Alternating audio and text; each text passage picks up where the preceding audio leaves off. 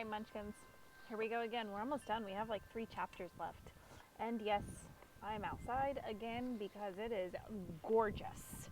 And I checked the weather and it showed next week snow. So that's fun. Yeah, so I'm going to sit outside and I'm going to read it to you guys. All right, chapter 28, Super Adventure. Mrs. Lettscrut's warning, amusement parks can be dangerous places, still echoed in my head as we pulled up at Super Adventure. What had she meant by that? I watched her get off the bus and walk through the parking lot. I assumed she was going to buy the tickets, but then she cut through 2 rows of cars and stopped by a... No, it couldn't be. It was the red car. I elbowed Rishi. Hey, who is she talking to over there? Who? Mrs. Lettscrut. Who cares? Can you see it? There in the distance? It's Destination Death. It's the highest, fastest, most deadly roller coaster in America. It's calling us. Did you hear it? Rodney, Rodney, come ride me, chanted in my ear. I know you hear it. That thing will scare the pants right off ya. Watching Mrs. Lettscrut was what was scaring the pants off of me. She was leaning over the car, talking to some woman wearing a big scarf and sunglasses. Every once in a while, she would point back toward us. Eventually, the woman got out, and the 2 of them approached the bus. Only Mrs. Lettscrut climbed back in. Rodney, can you join me for a second? She headed back into the parking lot. My heart was pounding. Everyone was staring at me. What'd you do, Rodney? Rishi asked. Nothing, I muttered, but I think I'm about to get kidnapped. The perfect day I had planned with Jessica and my friends was going horribly wrong. I walked down the bus steps and faced the woman. Behind the scarf and the sunglasses, there was something familiar about her. I had seen that nose before.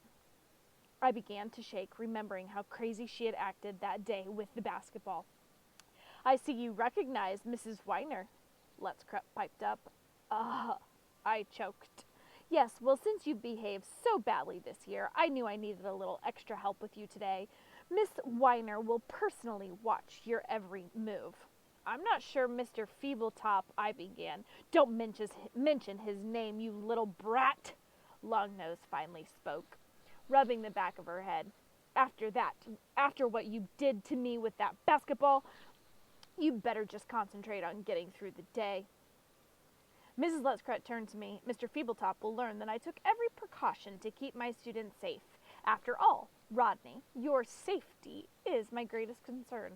I shivered, but was glad when she finally asked everyone to exit the bus.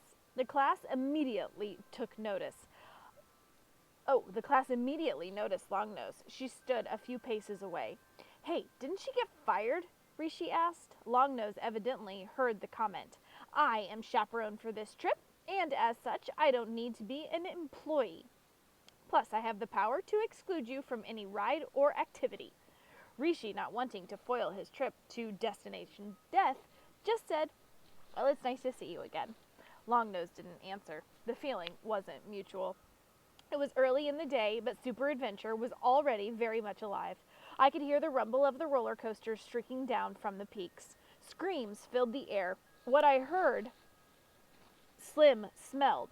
His nostrils were twitching, and I could see his taste buds taking in it all.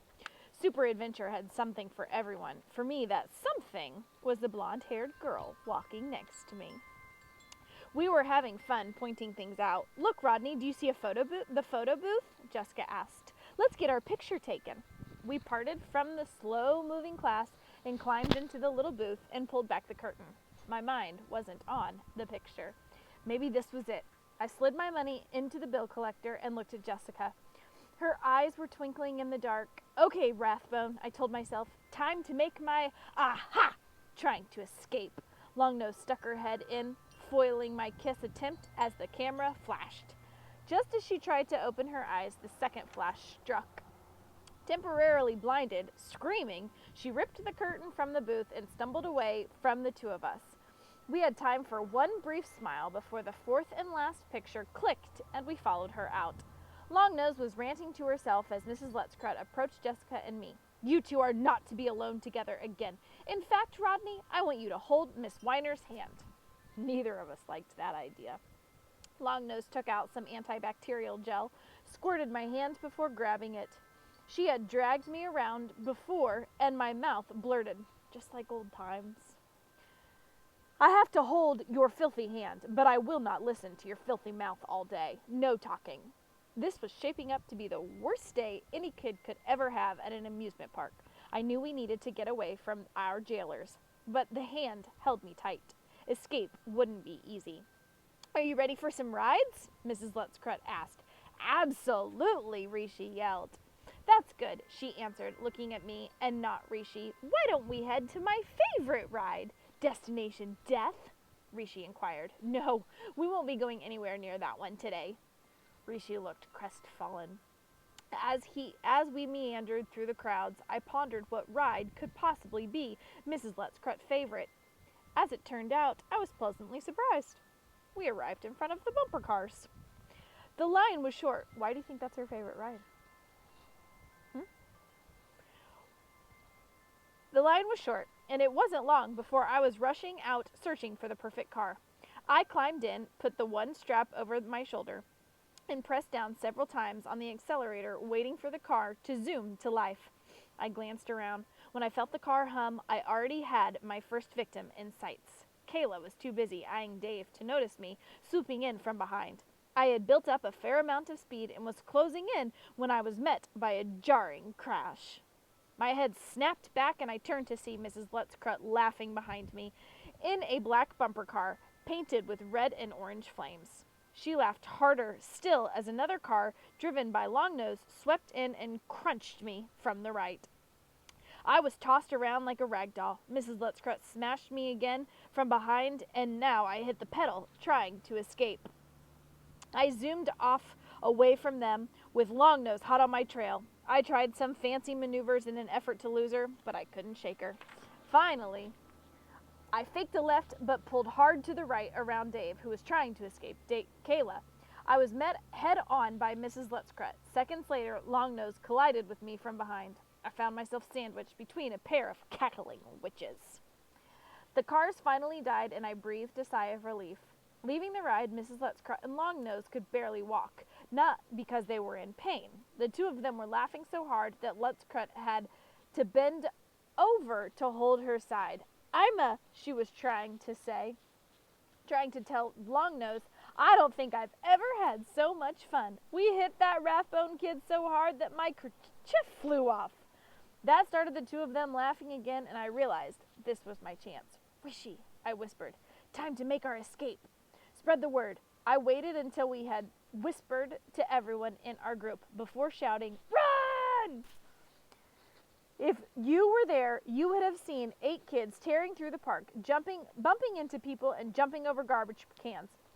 But you wouldn't have seen any adults, because after a few hundred yards, Mrs. Lutzkrut and Longnose were nowhere to be seen. We all laughed and slowly settled down. Samantha, however, was worried that we were now in big trouble. "It'll be okay, Sam," Jessica told her. "It's the second to last day of school. What can they really do to us?" "We can still punish you." "Besides," Rishi added, "they'll be sure to blame Rodney, and not you." With those wonderful words of encouragement, Samantha relaxed. Hey, did you hear Lutzkrut called Longnose something like Ima?"